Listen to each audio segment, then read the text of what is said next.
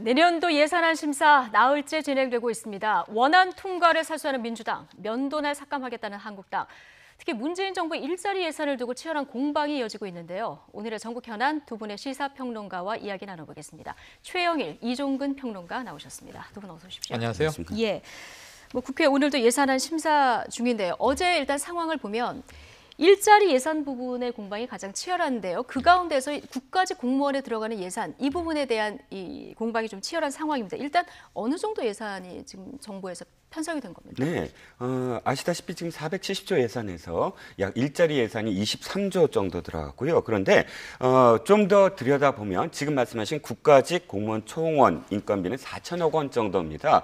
많으면 많다고 할 수 있고 적으면 적다고 할 수 있지만 지금 이 액수가 전체적인 어떤 복지 또는 일자리 예산에 비춰봤을 때 아주 큰 액수는 아니거든요. 예. 그런데 문제가 되는 것은 지금 이 공무원한테 들어가는 돈이 시작은 이럴지라도 나중에 연금까지 갔을 때는 어마어마한 이 공공 지출이 될 수밖에 없다라는 점에서 아마도 야당이 지금 좀 더 현미경으로 들여다보자라는 그런 주장을 하고 있는 것 같습니다. 예.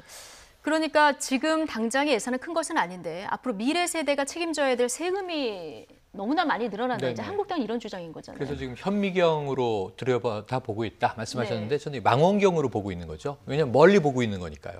한 공무원을 뽑았을 때 길게 연금까지 얼마 들어간다. 거시적인 계산으로는 네. 틀린 건 아니에요. 그런데 문제는 뭐냐면 그 하나하나의 일자리를 정말 현미경, 미시적으로 들여다보면 지금 정부가 늘린다는 공무원이 행정직이 아니라고 대통령이 지난주 시정연설 때도 누누이 이야기를 했고 뭐냐? 이 공공 서비스를 강화하기 위한 것이다. 지금 경찰, 치안 잘 되고 있는가? 사건, 사고 터지면 경찰이 부족하다고 이야기를 해요. 화재가 터지면 우리 소방관들 부족하다고 이야기하고 또 열악하다고 이야기합니다. 그러니까 계속 현장에서 나오는 필요한 인력 수급에 대한 문제를 정부가 제안을 했으면 저는 국회는 그럼 경찰직은 지역별로 몇 명, 소방관 지역별로 몇 명, 사회복지사 몇 명 이걸 검토해서 지금 국민 몇 명당 한 명의 공무원이 배정이 돼 있는데 이 숫자가 선진국 대비해서 부족하다 넘친다. 넘치는데 느린다면 이거는 정말 문제가 있는 거죠. 예. 그런 쪽으로 좀 공세를 해주면 어떨까 하는 생각을 해보는데 전체 예산을 뭉뚱그려서 국민들이 좀 와닿지가 않는 게 자 지금 공무원이 남아도는데 더 뽑겠다고 하는 건가? 정부가 문제가 있는 건가? 아니면 정말 대통령의 말씀처럼 모자라는 인력들을 충원한다는 건가? 이 부분에 대해서 국회가 검증을 해줘야 되는 거잖아요. 그런데 지금 숫자 노릇만 하고 있으니까 국민들은 어느 쪽이 옳은지 좀 혼돈스러울 수 있고요. 정부가 제안한 늘리는 직, 지금 17만 명 그랬는데 7만 명은 자연증 가분이고 10만 명이면 이 문재인 대통령 임기 중에 이 연간 한 3만 명 내외거든요. 지금 내년에 3만 6천 명 예정돼 있습니다. 이 3만 6천 명의 직이 어떤 직이 어떻게 느는 거냐. 이 비용은 합리적이냐 불합리하냐. 여기에 대한 좀 결론들을 야당이 검증을 해주면 현미경 검증이 될 것 같습니다.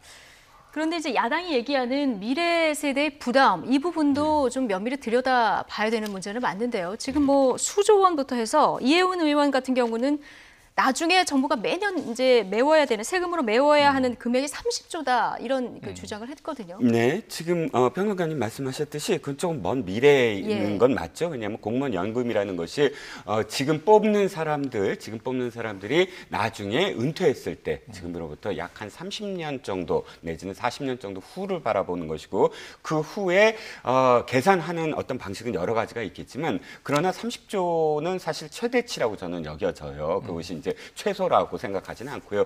근데 일단 이해운 의원이 이렇게 좀 최대치로 이야기할 수밖에 없는 것은 늘 되풀이돼서 인용이 되지만 그리스 사태 때 여러 가지 이 요인이 있었는데 그 요인 중에 그리스 사태의 가장 큰 요인이 사실은 공무원을 처음에 30만에서 87만까지 늘리면서 늘린 이유도 사실은 일자리가 너무 모자라므로 우리가 재정 제출을 통해서라도 일자리를 늘리겠다. 거의 지금과 비슷한 어떤 그런 톤이었거든요.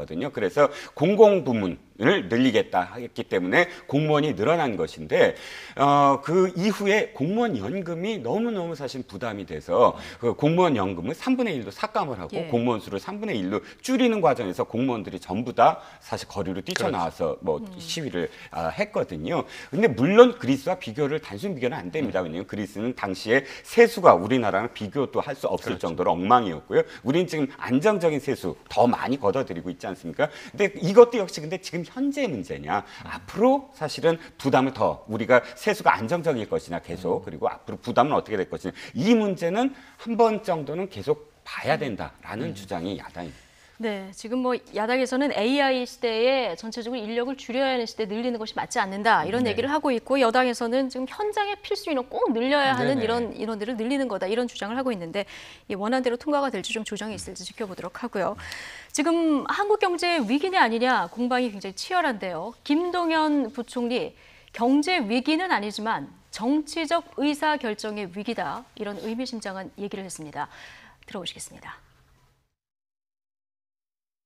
개인적으로는 경제가 위기가 아니라, 아까도 어느 의원님 말씀에 질에 제가 대답을 드렸습니다만, 경제에 관한 정치 의사결정의 위기라고 저는 생각을 개인적으로 하고 있습니다.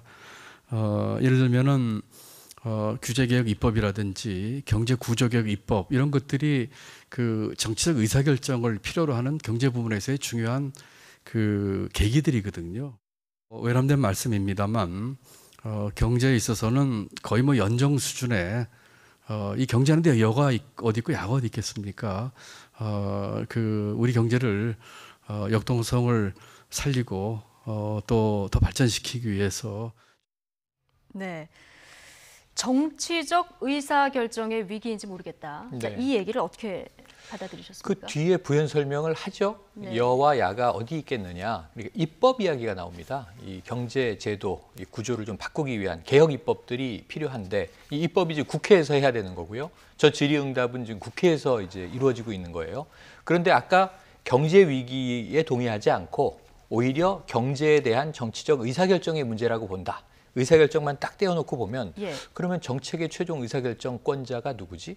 우리나라는 대통령제니까 대통령 아닌가? 네. 그럼 이것은 경제부총리가 대통령을 들이받는 이야기가 아닌가라고 지금 야당 의원들이 해석을 내놓은 거죠. 여기에 대해서 김동연 경제부총리는 저 이야기와 일맥상통한 말로 다시 한번 해명을 해야 됐습니다. 청와대를 향한 발언이 아니었다. 예. 그러니까 왜냐하면 이게 대통령을 향한 발언이나 장하성 정책 실장하고 연결을 시키는 거예요. 지금 저는 이 해석 자체에 있어서 야당 의원들의 시야가 얼마나 좁은가. 그러니까 이 김동연 경제부총리와 청와대 수뇌부가 언제 충돌을 일으키느냐에 관점이 모아져 있다 보니까 정치적 의사결정 문제가 나오자 청와대 이렇게 연결을 시키는 거죠. 그런데 그걸 해명을 하는 거죠. 이것은 여야 협치에 관한 예. 문제로 제가 말씀을 드린 겁니다. 입법은 이 야당이 반대하면 국회에서 통과가 안 되지 않습니까? 여야가 합의해야 국회에서 처리되고 통과되고 이게 법제도가 공표가 될 수 있고 실행될 수 있는 거 아닙니까? 라는 간곡한 당부였는데, 그러니까 쉽게 말하면 이렇게 해석이 돼요. 정치가 너무 싸워서 혼란스러우니까 경제 정책이 흔들린다. 저 앞전에는 소득주도 성장은 지속돼야 한다는 얘기를 했거든요. 야당은 소득주도 네. 성장을 포기하라고 계속 주장하는데, 저는 속도 조절을 하라는 건 상당히 의미가 있는 것 같아요. 김동연 경제부총리도 그 얘기를 또 한 바 있고. 예. 그래서 이러한 완급 조율을 통해서 가는 게 아니라 어떤 정책을 폐기하라. 그럼 그 대안 정책을 지금 야당도 못 내고 있는 거 아닙니까? 이름만 좀 엉뚱하게 국민주도 뭐 성장이라든가 이 레토릭들은 나왔습니다만 대안이 없는데 하고 있는 것을 무조건 중단하라. 이거보다는 김동연 경제부총리의 오히려 합리적인 이야기에 맥락을 잘 좀 이해하는 게 우선 아닐까 하는 생각이 듭니다. 예, 어쨌든 여야의 타협과 조정을 기대하는 발언이었다. 네. 김동연 부총리 뭐 재차 이렇게 해명을 했는데, 말씀하신 대로 의사결정 얘기가 나오다 보니까 네. 현 정부 뭐 최고위직을 향한 청와대를 어떤 향한 것으로 해서 발언이 그렇죠. 아니냐 이런 야당 해석도 나오고 있는 이런 상황입니다. 자, 이 발언을 두고 자유한국당은 위기의 근원이 청와대에 있는 게 아니냐 이렇게 목소리를 계속 높이고 있는데요. 장하성 정책실장의 해임 이야기까지 나왔습니다. 이 발언도 들어보시죠.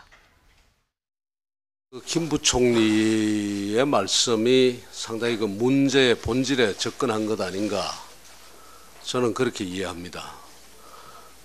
이 얘기는 경제 위기를 부인한 발언이라기보다는 현 경제 위기의 근원에는 근원이 청와대에 있다는 그 이야기가 아닌가, 그렇게 생각합니다. 명색이 경제사령탑이라지만 그동안 정책 결정이나 정책 운영에서 제대로 자율성을 가지고 못했다는 이야기 아닐까요? 결론은 뭐냐?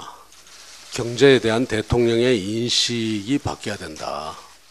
장하성, 김동연 둘 중 한 사람은 지금 엉뚱한 소리 하고 있는 겁니다. 경제 투톱 동시 교처설이 나도는 상황에 대해서도 덤터기 도매급으로 책임을 물타기 하려는 얄팍한 시도일 뿐이라는 점을 지적하지 않을 수 없다는 점을 대통령의 최측근인 청와대 정책실장부터 먼저 문책 인사가 이루어져야 하는 것이고 그 이후에 경제수장을 갖다 책임을 묻는 것은 그거는 맞는 일이에요. 네, 일단 김병준 위원장 얘기부터 좀 해보면 네. 명색이 사령탑인데 자율성이 전혀 없다. 그러면서 이제 대통령의 경제 인식이 먼저 바뀌어야 된다. 일관된 이런 주장을 계속하고 있습니다. 네, 그렇습니다. 이제 이 아까 그 평론가님께서 해석하신 것을 뒤에 방점을 두었다면 지금 제가 다시 한번 좀 정리를 하면 이거예요. 김병준 위원장은 앞에 방점을 두었다. 자, 다시 김동연 부총리 표현을 그대로 제가 옮겨보면 이렇게 표현했습니다.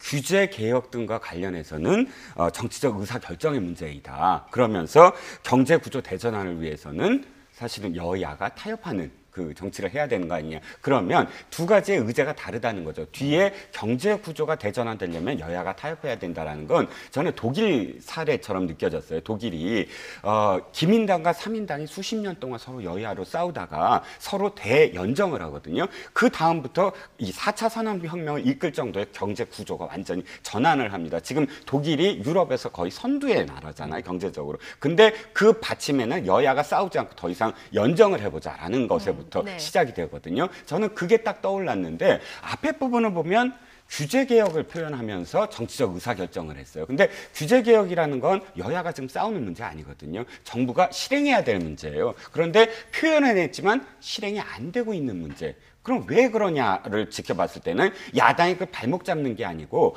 여당에서, 그러니까 지금 집권하고 있는 정부에서 실행하지 못하는 이유가 뭐냐. 이 의사결정이 확실하게 자기한테 있거나 혹은 어느 쪽에 있던 간에 단일한 어떤 시그널로 단일한 결과가 나와야 되는데 규제개혁을 이야기하면서도 또 소득주도 성장 이야기하면서 공정경제를 이야기하면서 그 어느 것 하나 우선시되는 어떤 흐름이 없었다. 김병준 위원장은 아마 그 부분을 지적을 하면서 그러니까 이 정치적 의사결정은 어떠한 정부도 사실은 경제부총리한테 힘을 실어주지 정책실장이 어떤 그 워딩을 한 적은 별로 없었거든요. 노무현 정부 때도 사실은 이영재 부총리가 표현을 하면서 사실 정책을 이끌었던 기억이 납니다. 그래서 아마 김병준 위원장은 좀 더 김동연 부총리한테 힘을 좀 실어줬어야 되는 거 아니냐 이런 지적을 지금 하는 걸로 보입니다. 예.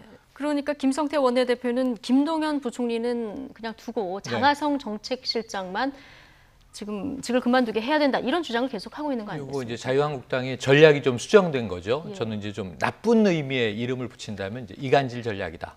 왜냐하면 지금 이 투탑 간의 다툼이 있는 것으로 노출이 됐어요. 이건 청와대의 미스예요, 분명히.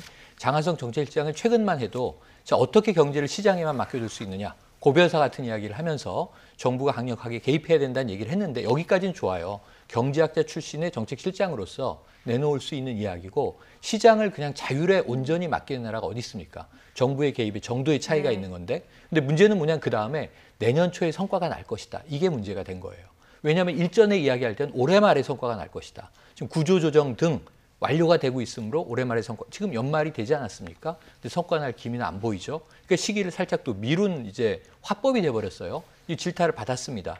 근데 이 김동연 경제부총리는 지속적으로 당분간 우리 경제 어려울 것이다. 이게 기조거든요. 네. 그러니까 청와대와 경제수장의 지금 뉘앙스는 완전히 다릅니다. 그러니까 지금 야당은 여기를 파고들기가 좋은데 예전에는 경제 투탑 다 교체해라. 김동연 경제부총리가 심재철 의원하고 각을 세울 때만 해도 다 바꿔라 분위기였는데 최근 와서는 언제 우리가 경제부총리까지 바꾸라고 했느냐.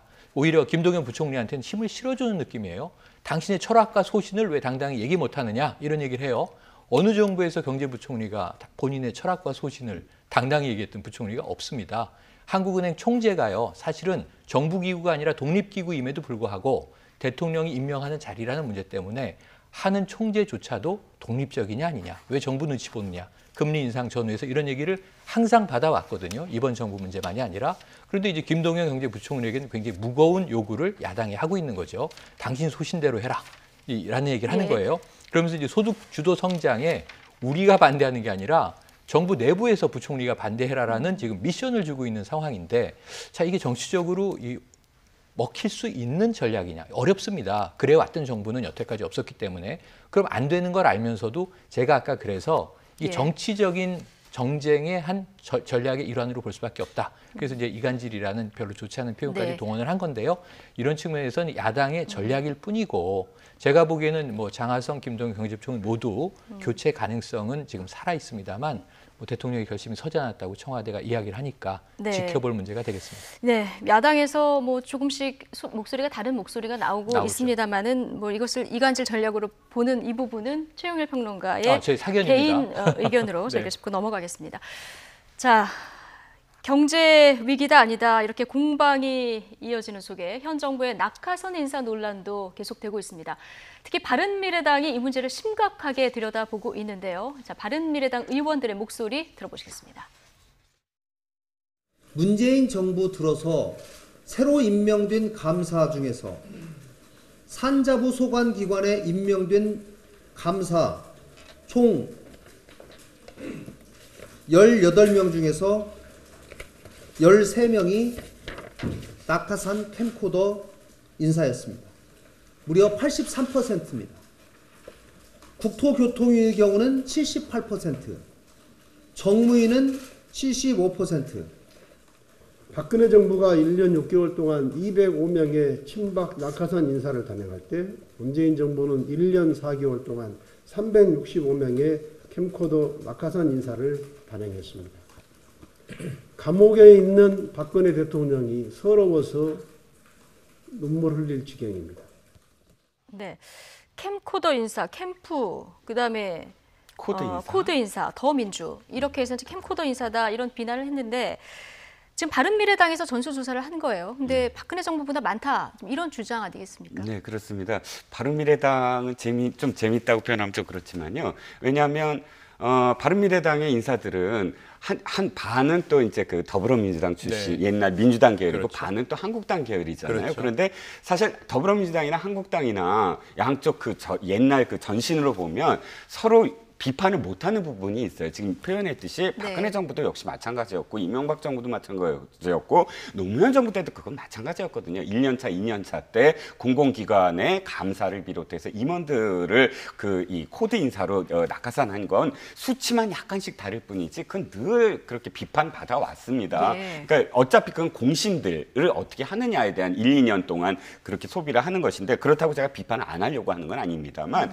중요한 건 현 정부가 비판을 받는 어떤 대목은 또 이런 대목인 것 같아요. 문재인 대통령이 최근에 한 6월 정도에 공공기관장 회의를 하면서 공공기관의 가장 큰 문제는 반칙과 특권의 온상이기 때문에 국민의 편이 아니다라고 이야기를 한 부분이 있거든요. 그런데 그 말씀 이후에도 사실 자료를 보면 몇몇 그 기관에 사실은 옛날 같이 일했던 캠프 출신이거나 혹은 기여했던 사람들이 임원으로 간 사례들이 있어요. 아마도 야당은 그런 점들을 더 이렇게 지적을 하는 것 같아요. 아니 그런 말씀을 하신 이후에도 어떻게 공공기관에 그런 그 낙하산 인사를 할 수가 있느냐 이런 대목인 것 같은데 사실 이 김관영 원내대표가 말씀하셨던 박근혜 정부가 더 많냐 더불어민주당 지금의 정부가 더 많냐는 건 사실 그 표본에 따라서 좀 달라질 것 같아요. 네, 그래서 예. 그게 어느 게 더 많다라고 이야기할 수 없는 부분입니다. 이 표본에 따라 달라질 수 있는 예. 부분이다.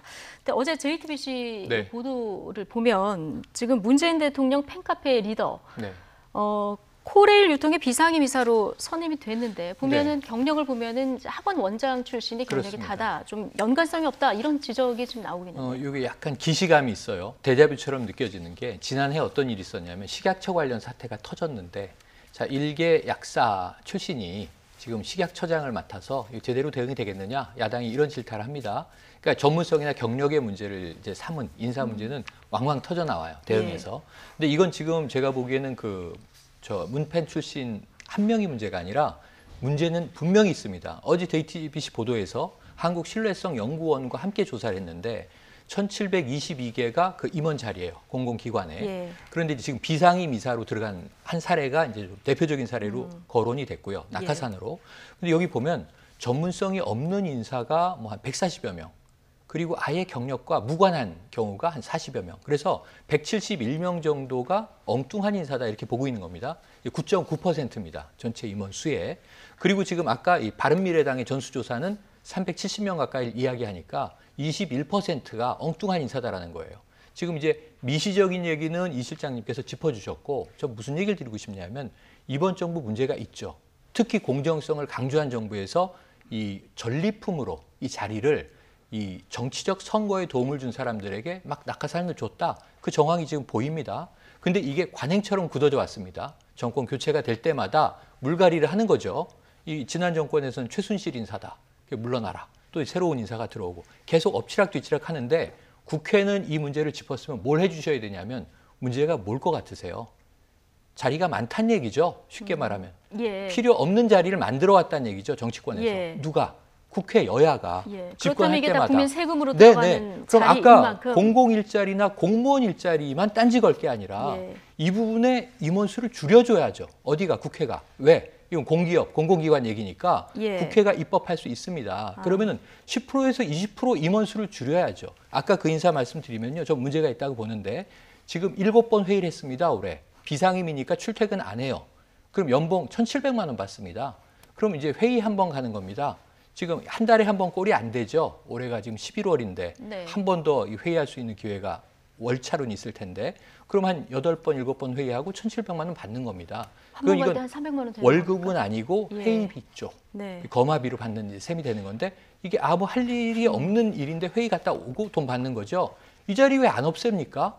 국회가 이거 지적했으면 국회가 없애주세요. 저는 1,722명 중에 많으면 20%, 적으면 10%의 비상임 임원을 포함해서 아무 의미 없는 공사에 임원직을 줄이는데 여야가 앞장서 준다면 지금 야당의 날선 목소리도 의미가 있고 그러면 자신들이 또 정권 교체하면 다 이 자리 채울 거 아닙니까? 자리 없애겠습니까? 이 자리를 없애주시는 국회의 역할부터 공공 일자리의 낭비성 문제를 실현하는 실천 의지를 볼 수 있을 것이다. 저는 당부드리고 싶습니다. 어차피 낙하산 문제가 지적이 된 만큼 낙하산 문제는 정권마다 나오잖아요. 그러니까요. 지금 비전문가가 들어갈 정도의 자리라면 없애는 것이 맞다. 이걸 그럼요. 국회에서 앞으로 논의를 해줬으면 좋겠다. 좀 귀담아 들을 필요가 네. 있는 얘기인 것 같습니다. 자, 어제요. 표준어도 아닌 외래어도 아닌 고유명사도 아닌 이 단어가 실검 순위를 장악하는 일이 있었습니다. 국회에서 등장했던 야지라는 말인데요. 한동안 공방이 치열했습니다. 어제 예결위에서 나온 모습 먼저 장민정 앵커가 전해드립니다. 내년 나라 살림 논의하는 국회 예결위에서 때 아닌 야지 논란이 벌어졌습니다. 먼저 영상부터 보고 오시죠. 위원장님께 제가 간곡하게 부탁 말씀드리는데 만약에 이렇게 그 동료 의원들이 질의에 대해서 평가하고 그다음에 야지 놓고 이런 의원은 퇴출시켜 주시기 바랍니다. 저는 이 야지라는 말을 잘 몰라서 김정아 앵커에게 물어봤습니다. 그랬더니 이 야유라는 뜻의 일본말이다라고 알려주시더라고요. 아니 같은 뜻의 우리말도 있는데 굳이 왜 일본말을 쓰는지 이해가 잘 안 가지만 이 말이 꽤 중독성이 있나 봅니다. 어제 국회에서 이 부적절한 단어를 쓴 건 이은재 의원뿐만이 아니었습니다. 동료 의원들의 발언에 대해서 사사건건 야지를 넣는 그런 잘못된 행태부터 저는 바로 잡아주셔야 되고요. 우리가 야당 의원님들 말씀에 대해서 야지를 놓는 건 저는 기억이 없습니다. 자유한국당 의원님들의 발언 때 뭐 야지를 안 놨습니까? 비판을 안 했습니까? 국회에서 일본말이 난무하는데 누구 하나 잘못됐다 인식하지 못하는 것 같아 더 실망스럽습니다. 그런데 기억하시나요? 이은재 의원은 올 초에도 이 겐세이라는 단어를 써서 논란이 됐던 적이 있습니다. 차분하게 질의하세요. 차분하게 하시고. 네. 이후 이 의원은 교육계에 남아있는 일본식 표현을 바로 잡자는 취지에서 이 교감을 부교장으로 바꾸는 개정안을 발의해 화제가 되기도 했는데요. 어제 야지 발언에 이어 이 가관을 과관으로 잘못 써놓은 메모까지 카메라에 포착됐습니다. 이것이 국회의 품격이냐? 왜 항상 부끄러움은 국민의 몫인가? 누리꾼들의 이런 조롱과 비난 당연합니다. 끝으로 국회의원분들께 이분의 댓글로 당부 말씀드립니다. 오늘부터는 꼭 아름다운 우리말 사용해야지. 네, 이렇게 또 장민정 앵커가 마무리를 해주네요. 저도 네. 이제 찾아서 장민정 앵커한테 얘기를 해준 건데 이은재 의원에 이어서 여기서 끝난 게 아니라 조경태 의원, 박홍근 의원, 네. 장재원 의원까지 지금 뭐 거의 릴레이로 발언을 하는 이런 상황을 좀 보셨는데 이러다 보니까 어제 예결위 첫 질의자로 박용진 의원이 삼성바이오 뻥튀기 문제, 이 중차대한 문제를 질의를 하려고 준비하려다가 이 공방 때문에 좀 기다려야 되는 이런 상황까지 벌어졌습니다. 예. 그러니까 40분을 공방이 벌어졌는데요. 그 공방이 저희는 이제 그 언어를 왜 그렇게 쓰냐라는 공방인 줄 알았더니 그 언어는 그대로 쓰면서 왜 야지를 놓느냐 안 놓느냐라는 그 팩트를 갖고 그 사실을 갖고 공방을 벌였다는 거. 그러니까 그 자리에 있던 그 어떤 의원도 사실은 그게 문제가 된다고 생각하지 않았다는 게 문제입니다. 지금 현재는. 그래서 참 안타까운 게 이런 거잖아요. 뭐냐면 자, 달을 가리키는데 보통은 손가락으로 가리킵니다. 그러면 달을 볼 수가 있죠. 그런데 주먹으로 가리키면 어떻게 되죠? 주먹에 대한 이야기를 해요. 왜 주먹 쥐고 있어 너? 왜 주먹질을 해? 달을 달을 보질 않잖아요. 그러니까 제대로 가리켜야 사실은 달을 볼 수가 있는 거잖아요. 근데 지금도 우리가 말하는 것도 그렇지 않습니까? 말을 제대로 우리가 해야 그 내용을 듣고 그 맥락을 파악하고 맥락으로서 사실은 어떤 논쟁, 공방이 벌어지면서 달도 가리키고 달이 어떤 모양이다라는 거를 공유할 수가 있잖아요. 그런데 주먹을 쥐게 되면 왜 주먹질을 해? 라는 어떤 논쟁이 돼버리는 것이죠. 그래서 품격이라는 건 저는 그렇게 생각을 합니다. 그러니까 내가 담고 있는 주장을 제대로 옮기기 위한 최소한의 그릇. 그 그릇을 그렇죠. 가져야만 사람들은 그 그릇을 함께 공유하면서 그 안에 있는 내용을 함께 나눠서 생각할 수 있잖아요. 그래서 그렇기 때문에 이건 품격을 올리는 것이 아니라 올린다는 표현이 아니라 기본을 지킨다. 아주 기본을 공유해야 된다. 라는 그런 생각을 가졌습니다. 품격 높은 언어까지는 아니더라도 기본을 지키는 언어는 좀 사용해야 된다. 이런 언어 때문에 이제 내용까지 국민들 관심을 끌어내지 못한 이런 부작용이 있다. 이런 지적을 해주셨는데 품격 없는 이 언어 등장에 민주당, 한국당이 품격을 땅에 떨어뜨리는 언어 사용을 그만두라면서 비판에 나섰는데요. 이 얘기도 들어보시죠. 이쯤 되면 일본어 사랑이 과한 것이 아닌가 싶습니다. 국회 방송으로 생방송되고 있고 또 국민들이 지켜보고 있는 신성한 국회에서 세간에서는 약간의 비하어로 쓰이는 일본어를 버젓이 계속 사용하는 것은 국회의 품격에 맞지 않는다고 생각합니다.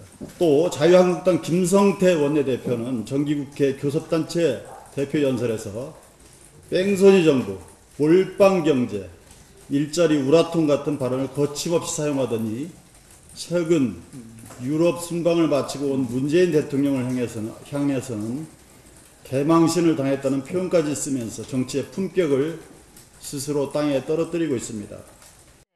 아이고, 근데 어제 야지라는 단어는 조금 전에 보셨지만 민주당 의원도 여당에서도 썼죠. 그렇죠. 사용한 이런 부분이 있는데 어쨌든 이런 품격 없는 언어들, 좀 국민들이 듣기에 민망한 언어들이 지금 자꾸 나오다 보니까 여기에 대한 그 불편한 시선은 존재하는 것 같습니다. 존재하죠. 벌써 저 초등학교 시절부터 저는 국민학교를 다녔습니다만 초등학교로 바뀌었죠. 그리고 일제 잔재기 때문에 그렇고 옛날에 뭐 찌봉은 바지로 써라. 뭐 이제 여러 가지 잘못된 그 일본식 표현. 저희 뭐 이 윗세대는 이걸 외식 표현이라고 했는데. 지금 겐세이도 그렇고 뭐 야지도 그렇고 다 식민지 시대 식민지 시대 일본 말의 잔재들입니다. 그런데 이게 또 윗세대들은 공공연히 쓰는 거거든요. 근데 지금 이것을 바라보는 것은 미래 세대고 저분들은 모두 다 지난 10월 9일 한글날 아름다운 우리말을 또 예찬했던 분들입니다. 국회의원으로서. 근데 이제 본인들의 실생활에선 그러지 못하다는 게 여과 없이 보여지니까 국민들 실망감이 큰데, 자, 뭐 민주당이 저는 또 다른 당에 언어의 품격을 가르칠 필요는 없다고 봅니다. 스스로가 품격 있는 언어를 써주면 되고요. 요즘에 뭐 이 민주당 내에 주로 여당권 내에 뭐 차기 대권 주자 이낙연 부총리 상당히 순위에 올라 있는데요. 격차도 벌이고 있고 이분이 국민들에게 인기를 얻는 이유는 품격 있는 언어가 굉장히 중요한 요인이라고 봐요.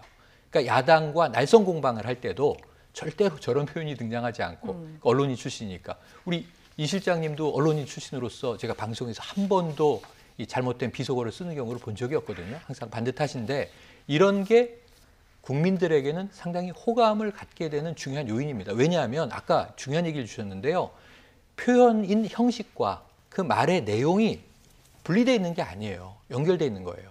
철학자 하이데거가 언어는 바로 이 생각의 집이다. 이렇게 표현을 했는데 그 두 가지는 연결되어 있는 겁니다. 그 말이 그 사람이 쓰는 언어가 그 사람을 표현해 주는 거죠. 네. 나타내 주는 거고 사람의 속은 우리가 모르는 거니까요. 그래서 이 통상적으로 그 사람의 이미지를 형성하게 되는데 정치인이야말로 정말 아름다운 언어, 품격의 언어. 그리고 이 지난주에 그 여야정 협의체를 제가 막 엄청나게 박수치고 칭찬했는데 이 비판을 해도 유머를 섞어서 하니까 그렇게 딱딱하고 이 싸우는 모습이 아니더라. 토론하는 모습이더라. 이런 모습들을 좀 국회가 사실은 토론의 장 아니겠습니까? 대표적인.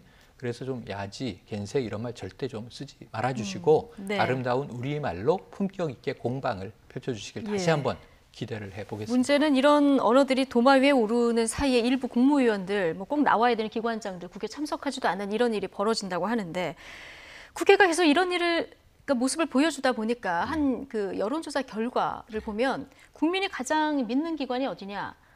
자, 꼴등이 국회입니다. 네, 맞습니다. 그 신뢰도 문제 굉장히 중요하죠. 왜냐하면 지금 이제 그 권력에 대한 어떤 문제, 예를 들어서 권력 개편을 어떻게 하느냐, 대통령 중심제냐, 의원 내각제냐 이런 논란이 2년 전부터 계속 있지 않았습니까? 그런데 그 내각제 또는 뭐 절충형 그런 뭐 대통령제 뭐 이런 표현을 쓸 때마다 국민들이 이야기하는 게 의회를 믿지 못한다.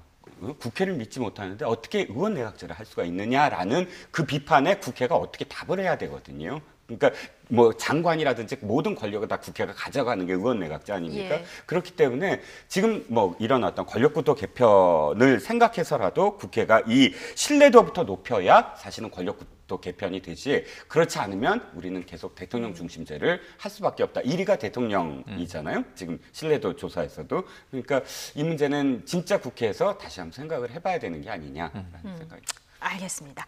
자, 이 얘기 여기까지 하고요. 이번에는 내년 전당대회 앞두고 있는 자유한국당 얘기를 좀 나눠보겠습니다. 차기 당권 주자들의 슬슬 이 몸을 푸는 조짐이 감지가 되는데요. 그중에서도 오랜만에 김무성 의원이 입을 열었습니다. 전당대회 출마에 대해서 전혀 생각하지 않고 있다.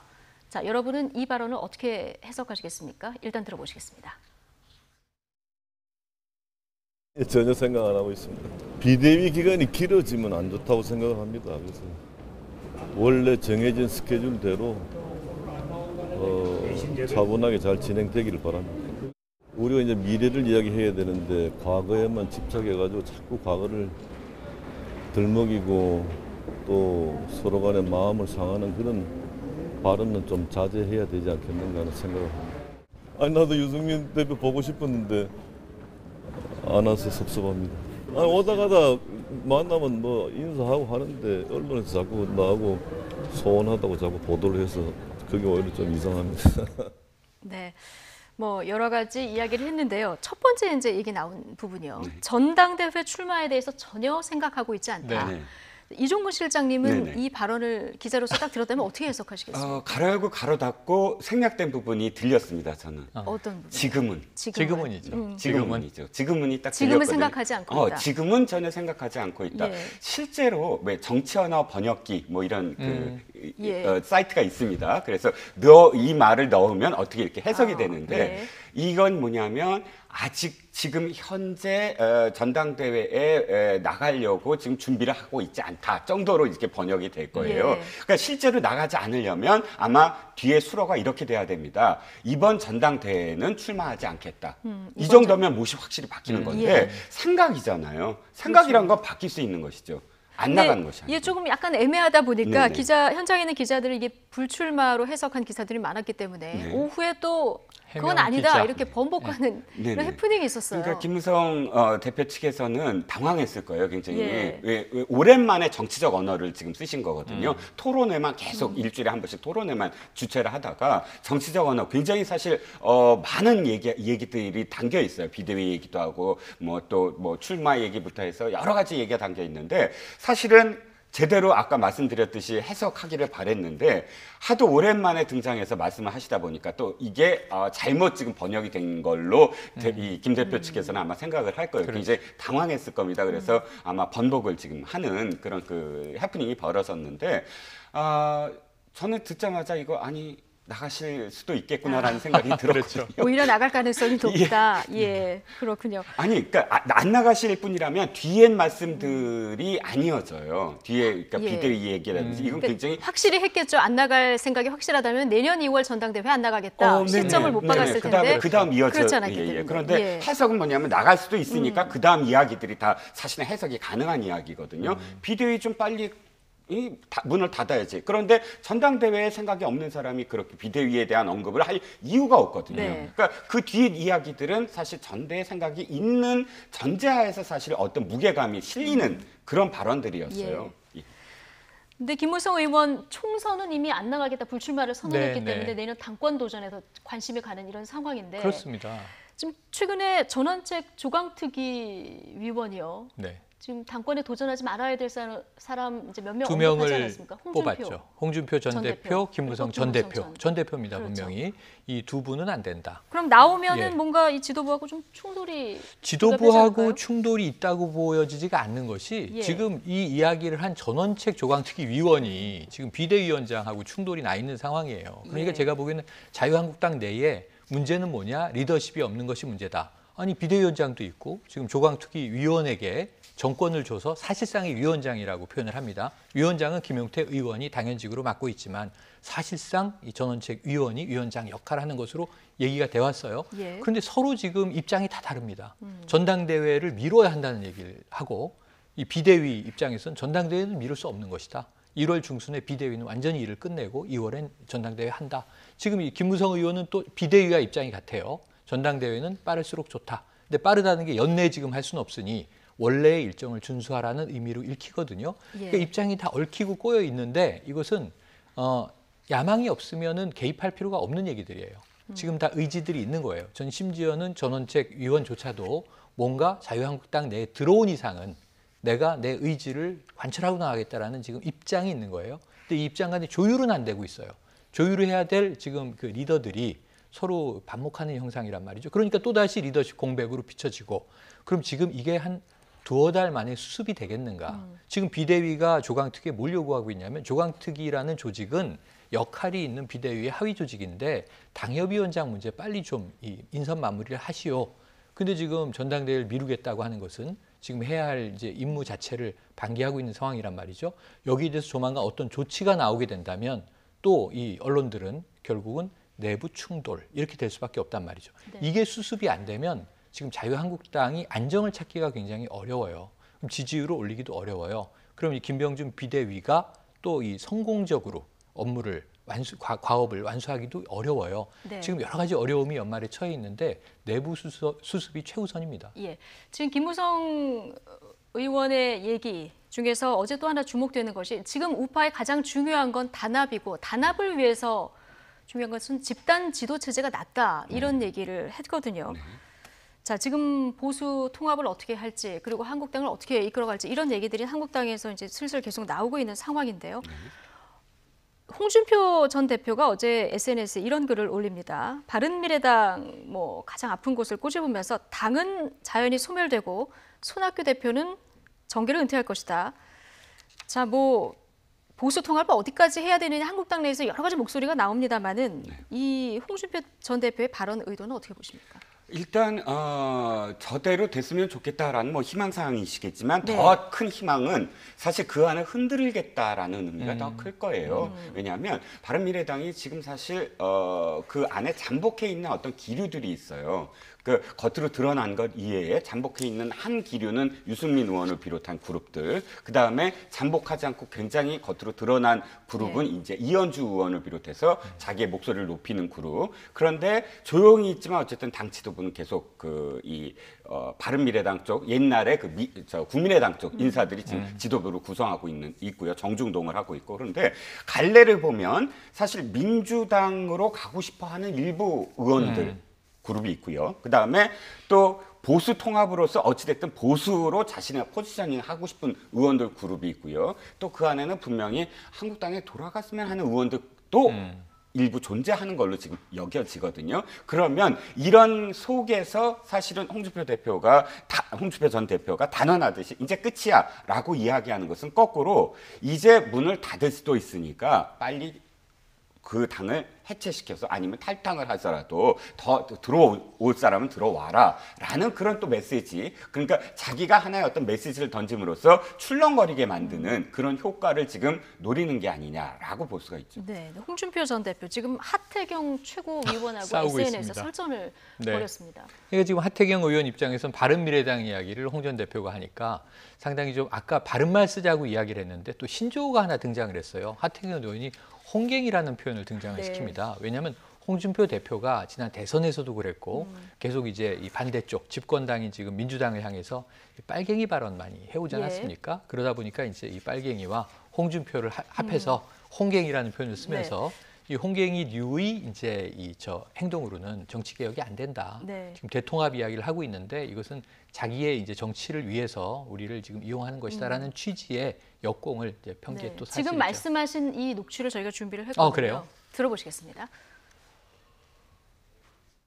민주당 지지율 도우미 역할을 했던 홍준표 전 대표가 다시 등장했습니다.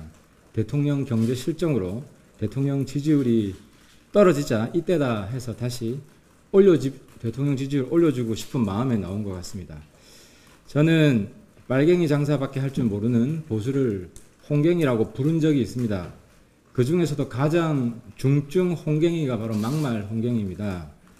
막말 홍갱이 퇴출 없이 대통령 지지율 떨어져도 야당 지지율 올라가지 않는다는 사실을 명심해야 할 것입니다. 네. 홍준표 전 대표하고 하태경 의원의 설전 하루 이틀 얘기는 맞습니다. 아닙니다. 오래전부터 계속되는 상황인데 홍갱이라는 신조어까지 등장을 했습니다. 네, 방송에서 사실 적절하지는 않은 것 같아요. 이렇게 설명하기도 좀 그렇고요. 민망합니다. 그런데 중요한 건 다 뭐든지 다 정치적인 행위예요. 하태경 의원도 자신한테 손해볼 그럴 그 행위를 하지는 않을 거잖아요.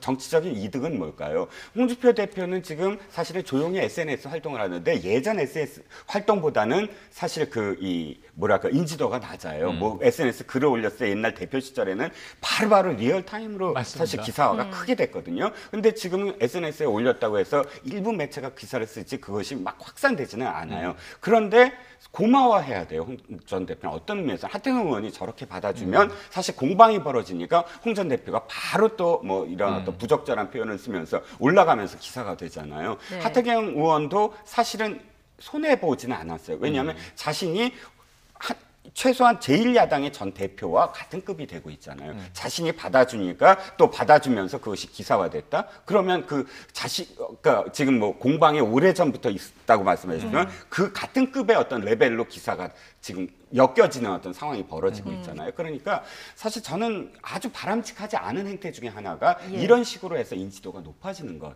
양쪽 다. 양쪽 다 지금은 굉장히 이득을 보고 있다. 어쨌든 지금 두 사람 설전만 보면 한국당과 바른미래당이 앞으로 보수 통합 이 고리 안에서 묶일 수 있을까? 이 부분에 참 의문이 들 수밖에 없는데 이게 태극기 부대까지 앉느냐 아니면 바른미래당 쪽으로 가느냐 굉장히 여러 목소리가 지금 나오고 있는 상황이라서요. 지금 김병준 위원장이 이런 상황에서 지금 한국당, 바른미래당 그리고 또 태극기 부대까지 한 그릇에 담으면 이게 쪼개진다 이런 얘기를 했거든요. 안 돼서 지금 쪼개진 거잖아요. 원래 다 한 뿌리였잖아요. 과거를 보면 새누리당 시절 혹은 그 이전에 한나라당 시절 혹은 신한국당 시절부터 같은 보수 원래 이 진보는 분열이 잦았지만 지금 이제 야당들이 많을 때가 주로 이제 진보 계열 당들이었습니다. 민주 진보 계열. 그런데 보수당은 그냥 하나의 당으로 쭉 온 역사거든요. 그런데 특이하게도 박근혜 정부 이제 탄핵 전후하여 이 박근혜라는 인물에 대한 이제 이 입장을 가지고 쪼개지기 시작합니다. 그러니까 일명 태극기 부대 거기에 또 서 있는 지금 1인 정당이긴 하지만 어쨌든 대한애국당도 존재하는 거고요. 그 다음에 이제 자유한국당이 존재하는 거고요. 바른미래당은 좀 엄밀하게 말해서 정체성이 모호합니다. 한 지붕 두 가족이잖아요. 현재는 바른당과 미래당이 합친 게 바른미래당 아닌가. 그런데 예전에 바른정당일 때도 아까 김무성 대표 전 대표 오랜만에 나왔습니다만 김무성, 유승민이 주도해 나가서 만든 당인데 김무성 의원은 도로 자유한국당으로 와 있고 유승민 의원은 저쪽에 남아 있고 말이죠. 오히려 그 이후에 안철수계와 결합을 하면서 바른 미래가 붙으면서 미래당이 됐는데 안철수 전 대표는 지금 일시적으로 네. 제가 보기에는 정계 은퇴하고 독일에 가 있고 손학규 대표 체제가 되는 거 아닙니까? 굉장히 오너십이 복잡하게 작은 당인데 바뀌었고 지금도 바른계와 미래계가 그럼 같은 생각을 하느냐. 지금 오늘도 다 우리가 동상이몽이라고 이야기를 하는데 홍준표 대표가 거기를 찌른 거잖아요. 전 대표가. 그 상황에서 이제 하태경 의원이 호위무사로 나선 상황이고 그러다 보니까 지금 보수, 중도 보수 혹은 또 이제 좀 극우 성향의 보수까지를 망라해서 한 그릇에 과거엔 담겨 있었는데 지금은 이 중에 셋, 넷이 아니라 둘만 담아놔도 이 문제가 심각해져요. 네. 김병준 이 비대위원장의 진단은 전 적확하다고 보는데 그래서 대안이 뭐냐? 근데 보수가 대통합하지 않으면 살 수 있습니까? 지금 이제 총선 1년 반 남았는데 이 차기 총선에서 보수당이 살 방법은 전략적으로 하나거든요. 이 단합하는 것밖에 없는데 단합의 가능성이 오리무중이다. 이게 지금 보수의 위기를 자초하고 있는 거죠. 예, 어쨌든 이런 보수 통합이 어디까지 갈지 그리고 바른미래당 같은 경우도 지금 두 당에서 같이 모여 있기 때문에 어떤 선택을 앞으로 의원들 개개인이 할지도 지켜봐야 맞습니다. 되는데 바른미래당이 여론조사, 정당 지지율 여론조사를 보면은 오랜만에 지금 보시면 3위를 올랐어요. 탈환을 했습니다. 의미 있는 수치로 볼 수 있을까요? 네, 저는 사실 큰 의미는 없다고 봅니다. 왜냐하면 하나의 어떤 정당이 지금 10%를 넘기지 못하는 어떤 상황이 굉장히 오랫동안 지속이 되고 있거든요. 네. 지금 예를 들어서 1포인트, 2포인트, 3포인트가 올랐다고 해서 이 오차범위 내 이상으로 5% 이상으로 사실 그 의미 있는 어떤 그런 이 등락이 있었던 적은 거의 없어요. 물론 바른미래당으로서는 지금 올랐다라고 좋아할지는 모르지만 더 중요한 건 지난주, 지지난주 무엇을 하고 있느냐, 바른미래당이 어떤 이슈를 지금 끌고 있느냐, 그리고 끌어가고 있느냐, 미래가 있느냐 이런 점에서 사실은 답을 해야 된다. 물론 이제 이 정기국회이기 때문에 캐스팅 보트를 쥐겠다라는 어떤 전략이겠지만 바른미래당으로서는 가장 중요한 건 강령부터 제대로 내놔라. 바른미래당의 강령이 무엇이냐라는 가치관이 무엇이냐, 가치관이 무엇이냐. 예. 거기에 전부 다 사실 아직도 어정쩡한 상태이거든요. 예. 그래서 바른미래당의 미래는 거기서부터 기본으로부터 또 출발해야 되는 게 아니냐 싶습니다. 네. 자, 바른미래당으로 안 가고 민주평화당에 이렇게 남아있는 이용주 의원 얘기 마지막으로 좀 해보도록 하겠습니다. 원래 어제 그 윤리위 열리기로 했었죠. 열리기로 했었는데 이게 연기가 됐고요. 네. 그리고 윤창호 씨 병문안을 갔습니다. 같습니다. 예. 그러니까 제가 보기에는 이제 자숙하겠다라고 이야기를 했잖아요. 사과의 표현에서도 좀 무리를 일으킨 대목이 있습니다. 자신을 계기 삼아 국민들은 이런 일이 없길 바란다라는 마치 훈계처럼 들리는 이야기를 해서 굉장히 질타가 심했는데요. 어쨌든 징계를 아니할 수는 없습니다. 국민 여론을 본다면. 그러니까 지금 민주평화당이 이 문제를 해결해야 되는데 뭔가 매듭을 짚고 넘어가야 되는데 지금 자숙의 행보로 본인은 오히려 윤창호 씨의 병문안을 갖고 지금 뇌사 상태에 빠져 있습니다. 여기에 대해서 잘못된 표현을 또 자유한국당이 했었죠. 사망으로 이야기를 해서 무리를 빚었는데 자 그러면 이게 좀 뭐랑 연결되냐면 손학규 대표가 윤창호 씨의 친구들을 와서 만나는 이야기 자리에서 사과를 하는 이제 해프닝을 또 초래했어요. 나도 젊었던 시절엔 음주운전을 한 적이 있다. 이게 잘못 해석하면 이용주 의원을 두두하는 것처럼 우리 다 한두 번씩은 했었잖아. 누가 누구한테 돌 던질 수 있겠어? 이렇게 확대 해석이 될 수 있는 여지 때문에 그걸 차단하느라 굳이 또 사과까지 하는 상황입니다. 그러면 이 와중에 이용주 의원에 대한 징계가 미뤄졌다. 저는 결국은 타이밍을 보는 것 아닌가. 좀 또 여러 가지 뉴스는 매일 쏟아지기 때문에 이 음주운전 사건이 조금은 좀 국민들의 시선에서 비껴나 있을 때 윤리위를 안 열 수는 없고 열 텐데 그렇다면 지금 중징계냐 경징계냐 견책 정도의 징계로 그러니까 중징계는 두 가지잖아요. 제명하고 당원권 정지잖아요. 그 위에 경징계. 뭔가 견책 정도. 국회의원직을 유지하는 선에서 징계가 내려질 것 같다. 이 정도로 내리려고 하는 지금 이제 어떤 작업에 들어간 것 아닌가 하는 정황이 짙어서 좀 안타까움이 큽니다. 그러니까 국회의원들이 제 식구를 조금 감싸는 이런 모습이 있을 수 있다 이런 지적도 해주셨는데 그렇지만 또 여론도 있고요. 지금 민주평화당은 14석밖에 안 되잖아요. 그렇습니다. 여러 가지 의미에서 조금 고민이 깊을 것 같습니다. 그렇죠. 지금 아마도 불출석한 것이 당에서는 더 좋을 거예요. 왜냐하면 이 의원직 제명은 없습니다. 당에서는 그러니까 의원직 상실은 안 돼요. 없죠. 그냥 이 당에서 제명하는 것이죠. 그럼 무소속 의원이 되는 거죠. 무소속 의원이 되는 것이죠. 당에서 할 수 있는 최대치가 거기입니다. 그런데 그것조차도 사실은 쉽지 않은 게 말씀하셨듯이 14명밖에 안 되고 또 이영주 의원이 사실은 굉장히 스타성이 있는 의원이었고요. 지금까지 활동이. 근데 이영주 의원을 만약에 당에서 내친다 하면 당에서 갖고 있는 어떤 타격이 굉장히 심할 거다라고 그렇죠. 스스로 판단한 것 같아요. 그래서 사실은 불출석하면은 좀 당 길을 세우면서 경고를 또 뭐 해야 되는데 자연스럽게 그냥 연기해 줬거든요. 그거는 어떤 의미냐면 그만큼 그 시간 동안 여론을 좀 잠재워 봐라. 그렇죠. 그 다음에 와서 우리가 다시 뭐 수위를 논해보자. 이런 게 사실은 이 당의 어떤 지금 내심 속내가 아닐까 싶습니다. 네. 뭐 다음 주에는 이용재 의원이 안 나와도 징계를 결정하겠다 이런 입장을 내놨으니까요. 민주평화당 결정을 좀 지켜보도록 하죠. 최영일, 이종근 두 시사평론가와 함께했습니다. 두 분 고맙습니다. 고맙습니다.